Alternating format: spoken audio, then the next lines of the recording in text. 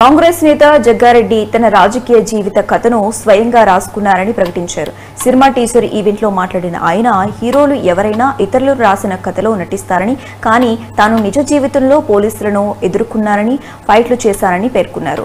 ఈ సినిమాలో తన జీవితంలో జరిగిన కొన్ని సంఘటనలను వేరే పాత్రల ద్వారా చూపించడంతో పాటు తాను కూడా ఓ కీలక పాత్ర పోషించనున్నట్లు తెలిపారు. విద్యార్థి నాయకుడిగా ఉన్నప్పటి నుంచే తనపై ఎన్నో కుట్రలు జరిగాయని, తన రాజకీయ ప్రస్థానంలో ఎదుర్కొన్న అనుభవాలను ఈ సినిమాలో ప్రతిబింబించనున్నట్లు చెప్పారు. జగ్గారెడ్డి సంగారెడ్డి జగ్గారెడ్డి